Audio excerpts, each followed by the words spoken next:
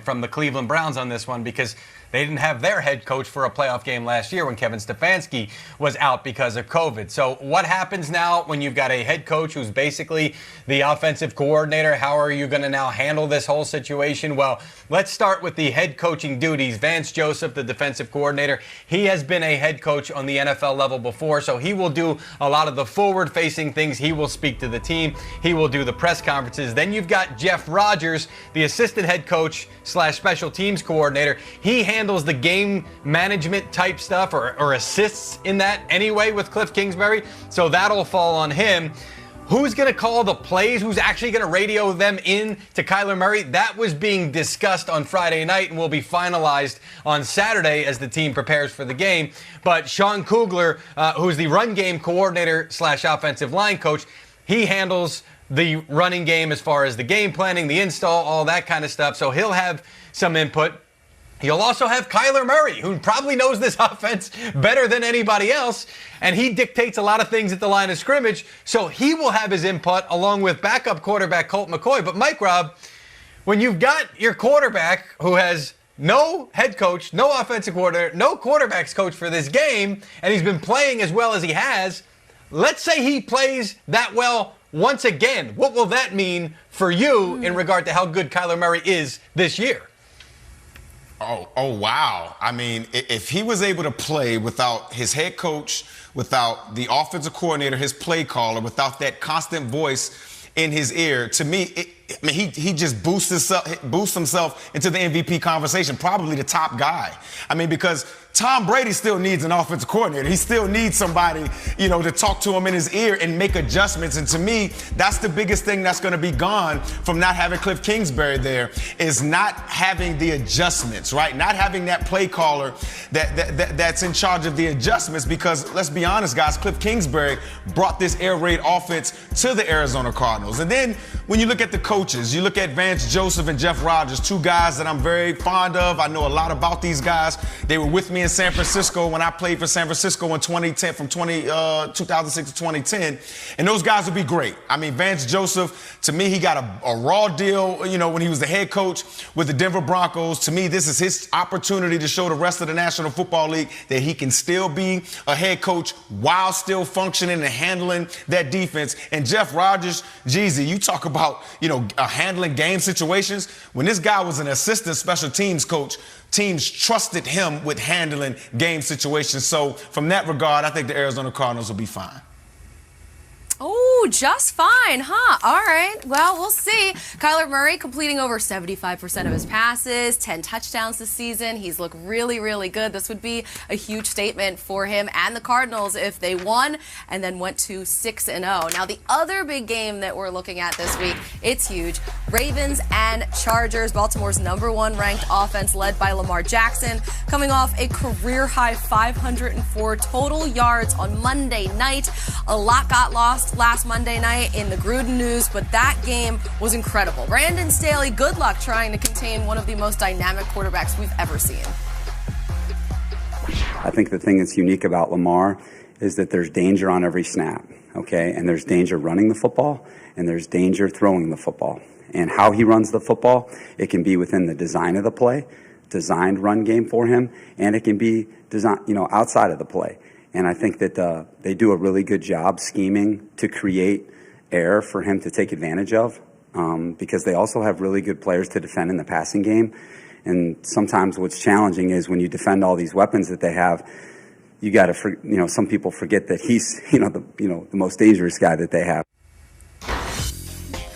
Lamar leads the NFL in passing and rushing yards per game this season. His 372 tops Brady, Mahomes, and the quarterback he'll see on the other sideline this week, Justin Herbert. So Jackson coming off that historic performance on Monday against the Colts. Mike Robb, when you watch what he's been doing and his growth and his development, what really stands out to you? Yeah, Colleen, it's really the passing. And I thought that Brandon Staley did a great job explaining just the challenges that Lamar Jackson presents to a defense, because defenses play him differently. And you guys hear me talk about all the time how there's not a lot of quarterbacks that can manipulate the defense just with their eyes, right? Well, Lamar Jackson manipulates the defense because teams are scared of him to run. And, of course, I have some tape to show you guys exactly what I'm talking about. And what Lamar Jackson is being great at this year is anticipation, right? Throwing the ball into windows, okay? You look at this, a shot here from the Monday night game. He initially looks to the left, climbs up in the pocket. There's a window right here in between 3 defenders. Lamar Jackson wouldn't have thrown this ball last year. Just 365 days ago, he wouldn't have thrown this ball. Hollywood Brown catches it, and that's different from Hollywood Brown. Fighting to get extra yards and taking the hit. That's what we didn't see from him in earlier years. Here's again a 3-by-1 formation. Lamar Jackson in the shotgun. You see his eyes. There's the window, okay? There's the window that the Indianapolis Colts defense just gives him.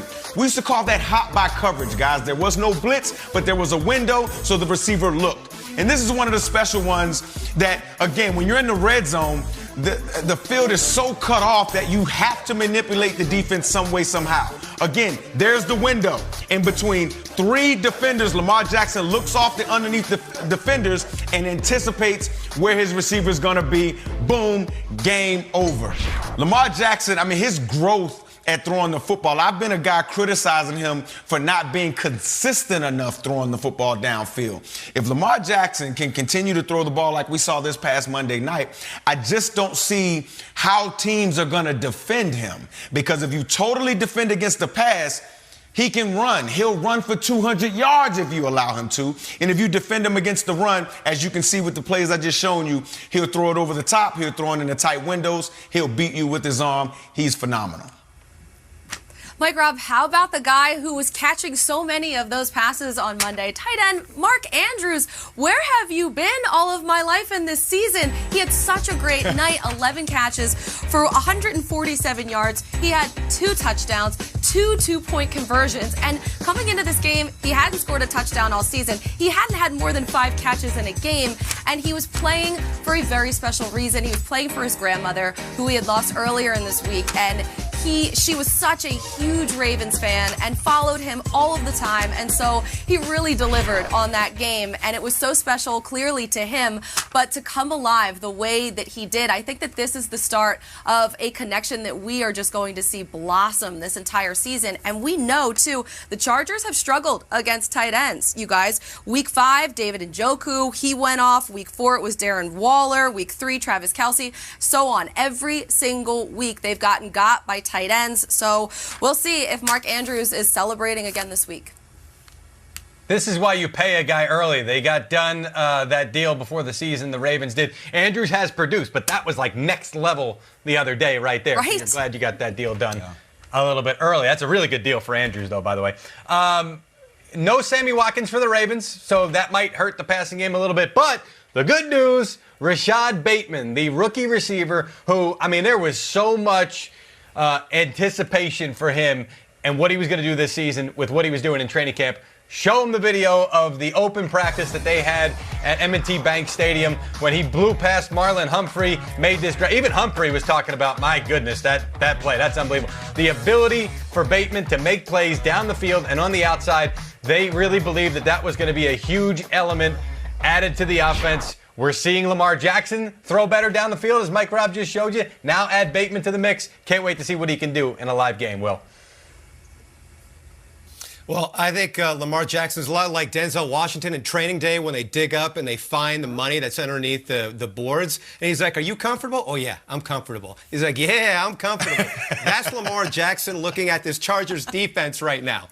You look at the numbers, they're not pretty. 156 yards on the ground. That's number 1 in the NFL. They're giving up 5.6 yards per carry. That is also number 1 in the NFL. And we mentioned Charger safety Derwin James earlier, and Mike Robb, you said he was playing out of his mind. He says you got to whoop the guy that's in front of you. Now, Brandon Staley also said in that press conference that he had with reporters that they need to have more fundamentally sound plays up front, because what ends up happening, according to him, is that then the second wave of defenders, they play a little bit more hesitant.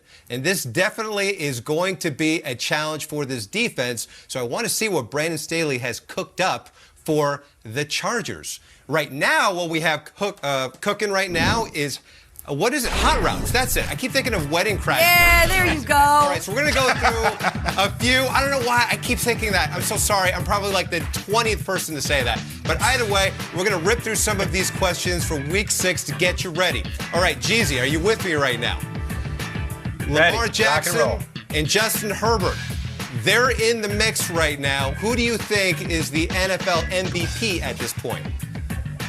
Wow, it is wide open, and I know that Mike Robb, we talked about this a couple minutes ago. Maybe Kyler Murray thrusts himself to the lead right now, but in honor of Mike Robb, Josh Allen, stand up Buffalo. The way Josh Allen is playing right now, 139 rating the other day, I got to put him at the lead, in the lead right now. Jeezy, don't pander to the Bills Mafia, you know, just I'm a because we have the panderer. president on with us. Come on. Yeah, all right, Mike Robb, this is for you, my friend. The team currently over 500 that's most likely to miss the playoffs. It's got to be the Chicago Bears for me. Their offensive line is broken, guys. Justin Fields is one of the most hit quarterbacks in the NFL, and he's a rookie. I love his potential and promise for the future, but they ain't going nowhere this year, guys. Sorry. Wow, okay. Well, I know you're a big fan of Jamar Chase, so Colleen, this is for you. On pace to break Justin Jefferson's rookie record for receiving yards in a season. Needs to average 79 yards per game from here on out to do it. What say you? I am feeling positive all of a sudden this morning, so I'm going to say yes, he does. Also because he has an extra game to do it this year. But he's coming off his first game with 10 targets, and that's something that they really want to do moving forward. They want to get him the ball more and more. So I say yeah, because I love the connection that he has with Joe Burrow, and we've come a really long way from the preseason when he just forgot how to catch the ball. Remember that? Yeah, not so much, guys. He's breaking the record. All right, coming at you, Selva. This one is for you. In their last 3 games, Davante Adams is averaging 134 receiving yards, while the Bears quarterback Justin Fields is averaging 129 passing yards. So who has more yards tomorrow? Adams receiving or Fields throwing? No, this is a trap. I'm telling you right now, Davante Adams